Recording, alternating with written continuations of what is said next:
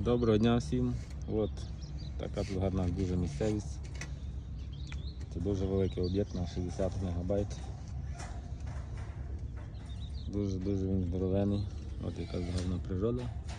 Які гори дуже високі. Капець просто. Вон туди аж ми під ті гори маємо. Ставити, будувати батарею там, де фури вон стоять, розгружаються аж вверху. Ось така макіна там забиває сліпи.